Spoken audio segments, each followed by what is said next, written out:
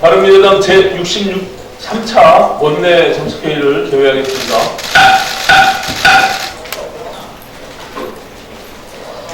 문재인 정부가 어제 10월 고용 동향을 발표했습니다. 통계 수치의 일면만을 강조하면서 고용 상황이 눈에 띄게 개선되고 있다고 여론을 호도하는 문재인 정부의 잘못된 태도는 이번에도 똑같이 반복됐습니다. 국가 재정을 투입해서 만든 노인 일자리 증가를 고용 상황 개선으로 호도하는 눈속임을 반복하는 한 경제 상황은 결코 좋아질 수 없다는 것을 정부는 깨닫기 바랍니다. 정부에 따르면 지난달 취업자는 전년 동월 대비 41만 9천 명이 증가했습니다. 그런데 41만 9천 명 가운데 99.5%인 41만 7천 명이 60세 이상 고령층입니다. 반면 한국 경제의 중추신경이라고 할 수 있는 30대 취업자 수는 5만 명이 5만 명이고 40대 취업자 수는 14만 6천 명이 감소했습니다. 40대 취업자 수 감소는 1년 9개월째 지속되고 있는 것입니다. 업종별로 보더라도 재정 투입과 직결되는 사회복지 서비스업과 보건업 취업자 수가 15만 명, 불안정한 단기 일자리가 많은 숙박 음식업종이 11만 명이 늘어난 반면에 한국 경제의 근간인 제조업은 1년 7개월째 줄어들고 있는 상황입니다. 도소매업, 금융업, 그리고 보험업, 건설업 등 경제 성장과 직결된 유관 산업들도 줄줄이 마이너스 행진입니다. 상황이 이렇기 때문에 정부가 아무리 고용 상황 개선됐다고 거짓말을 해도 경제 성장은 뒷걸음질을 치는 것입니다. 문재인 정부가 이처럼 재정 주도 고용, 노인 주도 고용을 고집하는 한 시장에서 국민들이 체감하는 경제 상황과 일자리 상황은 전혀 달라지지 않습니다. 그래서 제가 1년 내내 통계 가지고 장난치지 말고 정책을 바꾸라는 얘기를 반복해서 하고 있는 것입니다. 경기 침체가 본격화되는 상황에서 재정 투입은 불가피한 측면이 분명히 있습니다. 그러나 꼭 써야 할 곳에 써야만 재정 투입의 효과가 발생하고 경제가 살아나는 것입니다. 지금처럼 복지성 일자리 만드는 데 올인을 하게 되면 경제 성장률은 계속해서 떨어지고 고용률만 올라가는 착시 현상 외에 만들어낼 것이 없다는 말씀입니다. 문재인 정부는 제발 정신을 차리고 고부가 가치 산업 육성을 위한 시장 활성화와 혁신 성장 내실화에 사활을 걸기 바랍니다. 경제 문제로 늘 국민들에게 거짓말을 하는 문재인 정부가 이번에는 탈북 주민들을 비인도적으로 강제 북송해놓고 본인들 의사에 따른 것이라는 거짓말을 해서 충격을 주고 있습니다. 김현철 통일부 장관은 지난 7일 북한으로 추방당한 탈북 주민 2사람이 정부 신문 과정에서 죽더라도 북한으로 돌아가겠다는 진술을 했기 때문에 돌려보냈다고 국회에 나와서 주장했습니다. 그러나 이 같은 김현철 장관의 주장은 본인이 장관으로 있는 통일부의 당국자 증언으로 새빨간 거짓말임이 확인됐습니다. 통일부 당국자는 이들 탈북 주민들이 정부 신문 과정에서 자필로 귀순 의향서까지 작성하면서 귀순 의사를 분명히 밝혔다고 증언했습니다.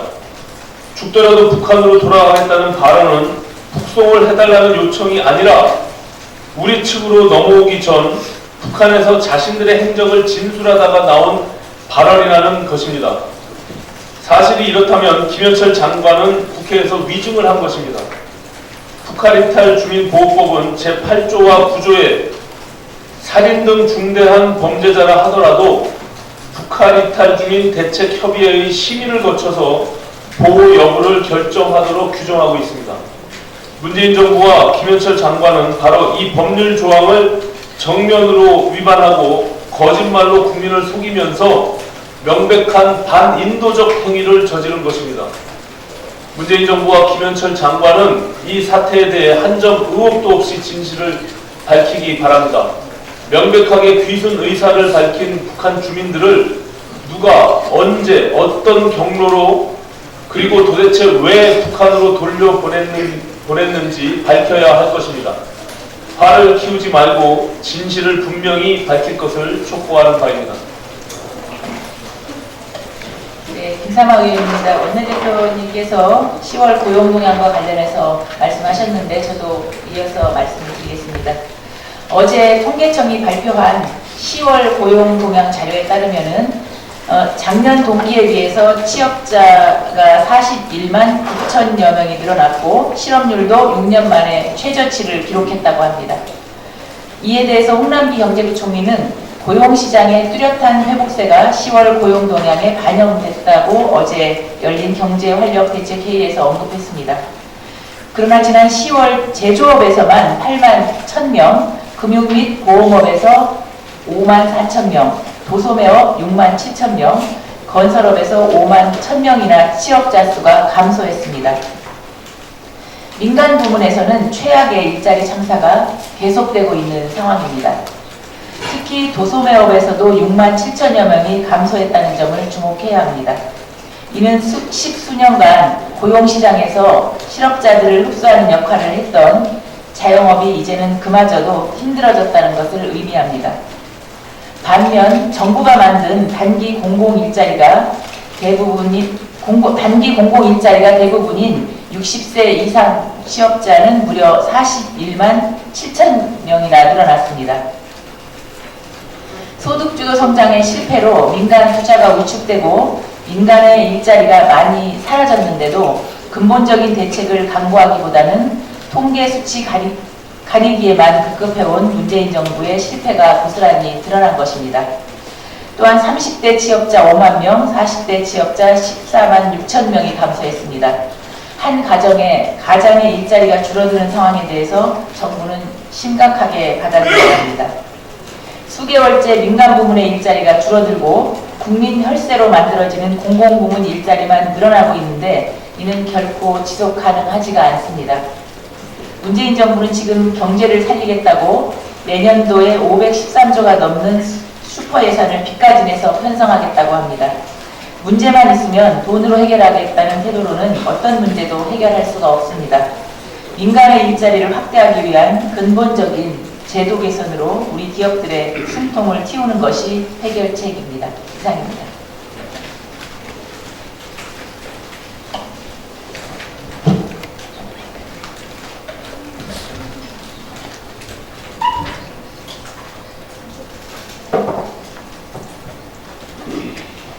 어제 오후 대전 소재 국방과학연구소에서 폭발 사고가 일어나 수명의 사상자가 발생했습니다.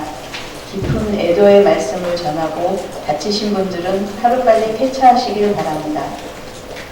아직 자세히 알려지지는 않았지만 폭발 당시 실험이 진행되고 있었다고 하는 만큼 정부 당국에서는 하루빨리 폭발 원인 규명 및 자세한 사고 경위를 파악하고 이에 대한 대책을 마련해야 할 것입니다. 이번 폭발 사고에서 보여지듯 위험할 수 있는 물질을 다루는 연구실의 특성상 실험 과정 중의 사고 위험은 언제나 존재합니다.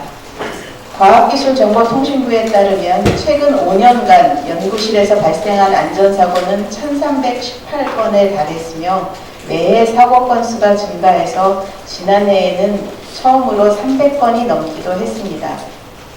신물질 창출, 융합 연구 등 창의적이고 모험적인 연구가 이루어질수록 연구실 안전을 위협하는 요소는 늘어날 수밖에 없습니다. 하지만 현행 연구실 안전법은 여전히 사람의 안전이 아닌 연구 자원의 효율적 관리를 목적으로 하고 있습니다. 이에 저는 연구자, 사람 중심으로 연구실 안전 패러다임을 바꿔야 함을 주장하면서 연구실 안전법 개정안을 발의했습니다. 안전은 우리 모두가 누려야 할 권리입니다. 그런 의미에서 연구실도 마찬가지라고 할 수 있습니다. 다시는 연구실에서 발생하는 안전사고로 귀한 생명이 다치거나 죽는 일이 없이 연구자가 안전 걱정 없이 마음 놓고 자기 기량을 발휘하며 연구할 수 있는 환경을 조성해야 할 것입니다. 저와 바른미래당은 연구실 안전법 개정안 통과를 비롯해서 안전한 연구 환경 조성을 위해 힘쓸 것을 약속드립니다. 다시 한번 사고로 희생되시고 다치신 분들과 그 가족분들에게 위로의 말씀을 전합니다.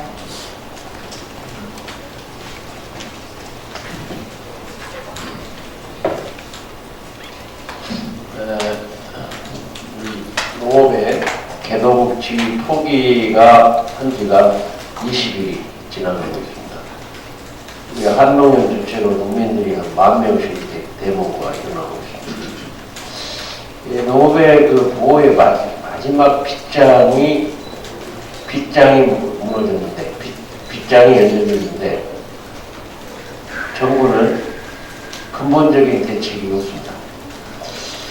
농산물 관세장벽이 무너지고 농보조금이 1조 5천억에서 반 조각으로 나고 물류비 운송비가 즉시 철폐해야 되고 이래 되면 지금 그래도 무너져가고 있는 우리 농촌이 회생의 길이 없습니다.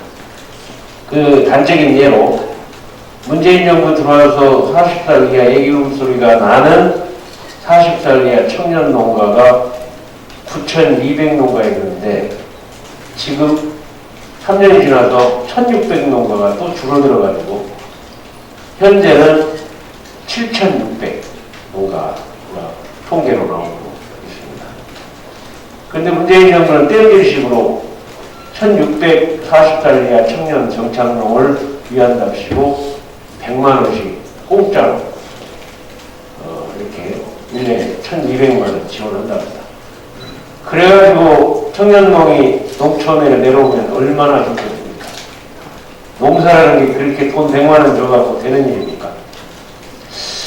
이제 개도국지의 마지막 빗장이 열렸기 때문에 이제라도 근본적인 대책이 꼭 필요한데 이번 예산에도 크게 반영되는 게 없다는 것이 매우 안타까운 일입니다. 37,200개 농촌 마을에 지금 7,600농가라고 하면 6개, 7개 마을에 40살 이하 애기 울음소리가 나는 농가가 불과 한 농가밖에 없는데 우리 농촌이 어떻게 회생할 수 있겠습니까? 이런 계기를 통해서 근본적인 대책을 우리 문재인 정부가 꼭 만들어내야 되는데 이번 예산에도 그렇게 반영되지 않는 것이 너무 안타까워서 답답함을 금할 수 없습니다. 다시 한번 촉구합니다. 마지막 기회라고 생각하고 우리 농업 문제에 대해서 근본적인 수술을 해주기를 기대합니다.